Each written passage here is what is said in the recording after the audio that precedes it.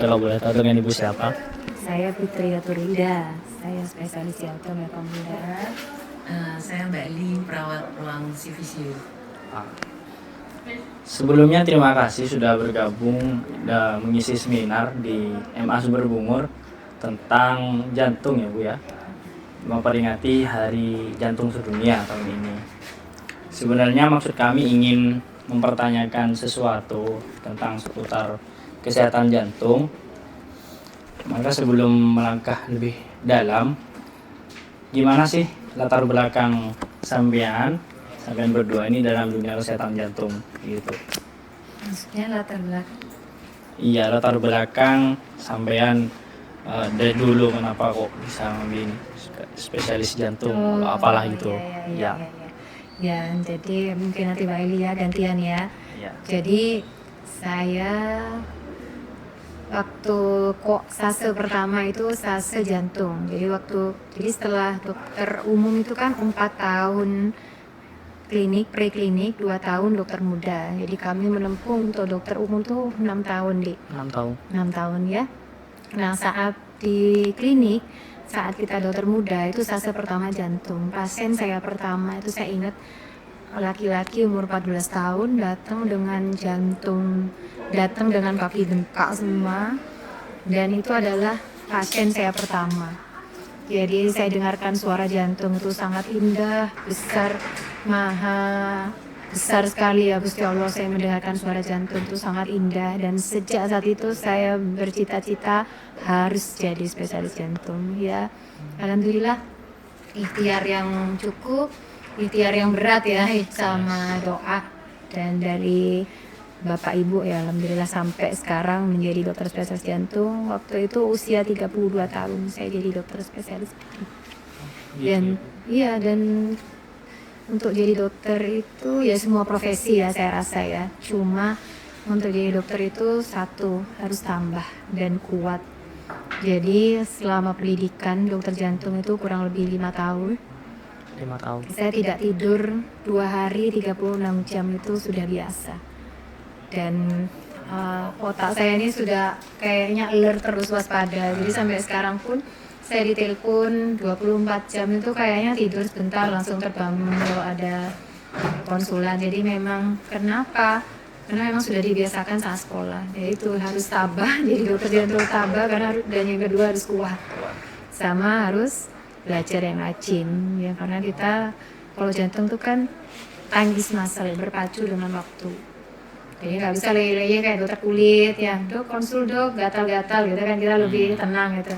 Tapi kalau pada pasien-pasien jantung kegawatan, maka kita harus bukan hanya tepat saja tapi cepat. Tepat dan cepat ya. Ya itu dia ya, mungkin Mbak Elisa tentang ini. Terima kasih, saya kebetulan nurse-nya. Saya pendidikan mulai dari zaman yang lama, masih SPK. Nah kalau sekarang sudah nggak ada.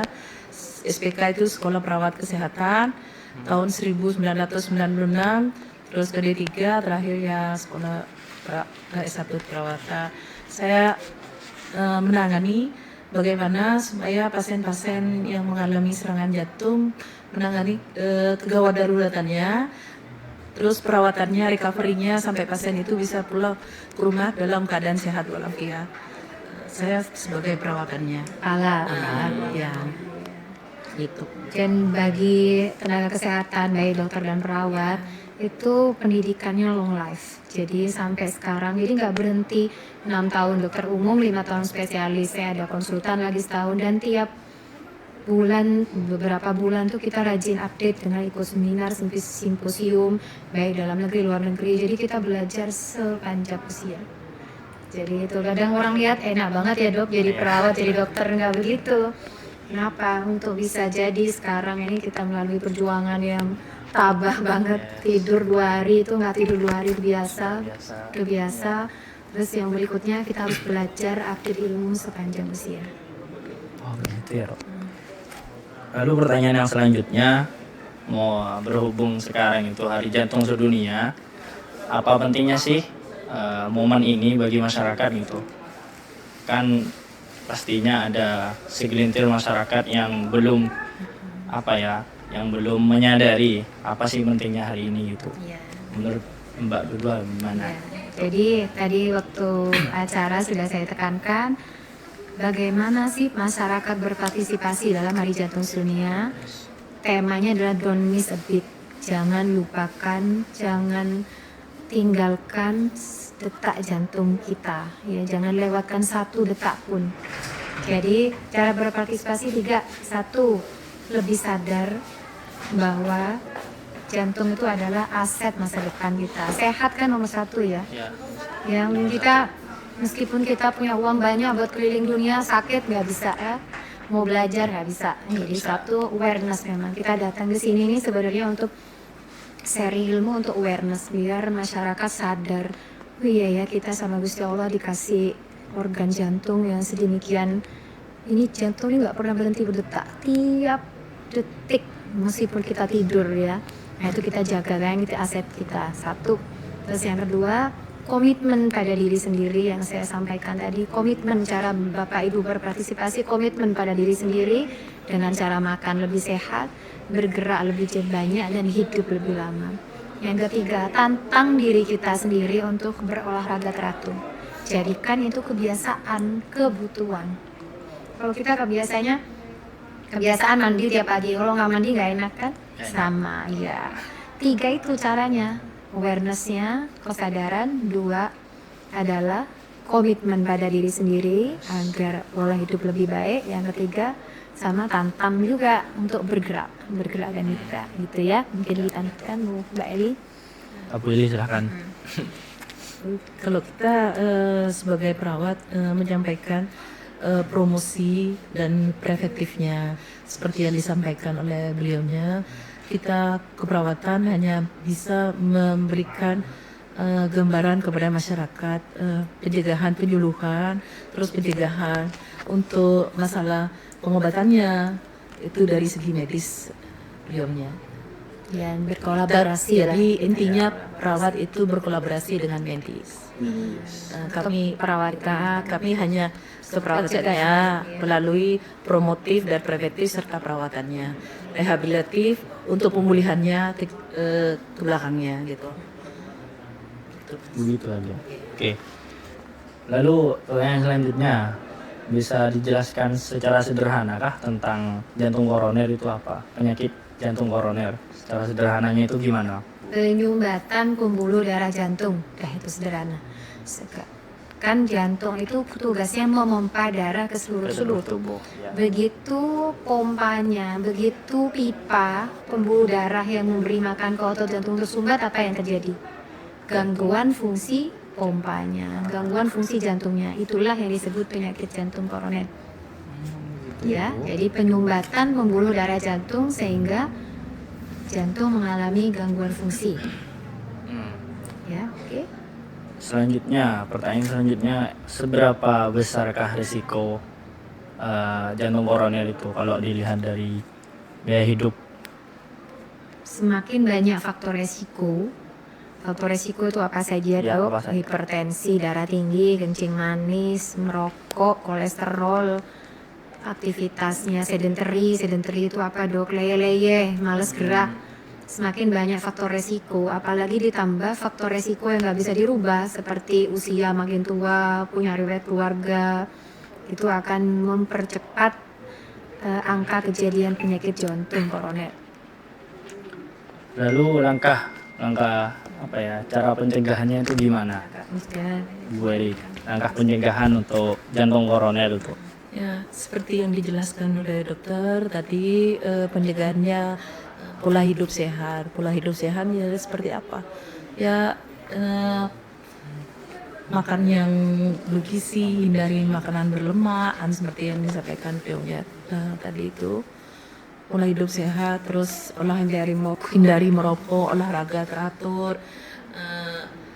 Sekarang kan era Gen Z, banyak muda-muda yang mageran, itu nggak baik untuk kesehatan. Intinya seperti itu, mencegah itu lebih baik.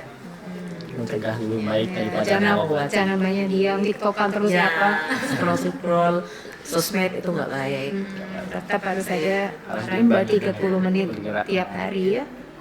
Ya. Oke, yang terakhir, adakah pesan yang menginspiratif dari sampean berdua untuk anak-anak muda sekarang, terutama bagi Gen Z seperti saya ini Bu, begitu. Untuk apa ya Bu, biar termotivasi untuk ya mencegah yang barusan itu jantung koroner. Ya, seperti tema tahun ini, don't miss a beat. Ya, kalau setiap orang tahu bahwa di dadanya ada organ yang berdetak, maka kita pasti akan jaga organ itu. Jadi jangan, kadang kita ini kurang bersyukur. Ya, jadi apa pesannya Dok? Sadar kalau di dada kita ini ada organ yang sangat penting, yang fungsinya memompa darah, dan jangan sampai berhenti berdetak. Don't miss a beat. Don't miss a beat. Oke, itu aja pesannya. Kalau setiap orang sadar kalau di dadanya ada organ yang berdetak tiap saat, maka kita akan sadar tentang kesehatan jantung, hindari faktor resikonya sehingga kelak mencegah penyakit jantung koroner. Itu aja. Oke. Jangan-jangan nggak tahu kalau di dadanya ada jantung. Ayo dipegang. Tahu. Sudah dokter. Ya, singletnya sudah. Ini kadang nggak tahu padahal di mana Dok, di tengah, di kanan, di kiri gitu ya Pak. Di dada sebelah kanan. Kan salah kan. Kiri. Ayo ini. Amit, maaf ya. Ini. Nah itu. Kita bisa. Iya, si Amit ya, maaf ya.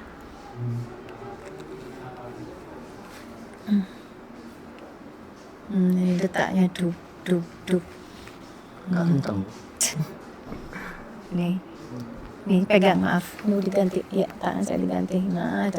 Ambilkan stetoskop tuh. Nggak usah dipegang. Oh iya, kalau setiap orang sadar, di dalam dadanya ada organ yang sangat penting berdetak tiap saat, maka setiap orang pasti akan tahu menjaga kesehatan jantungnya. Kayak gitu ya. Iya, kan nggak tahu kan? Bukan nggak tahu, cuma grogi saja barusan. Begitu. Ya, kalimat terakhir, terima kasih banyak dokter. Terima kasih sekali lagi sudah mengisi seminar di MA Sumber Bungur untuk memperingati Hari Jantung Sedunia begitu. Ya, terima kasih. Nah, dibilang itu aja.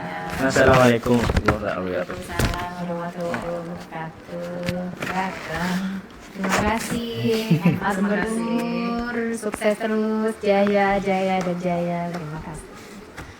Selamat Hari Jantung Sedunia 2025. Jangan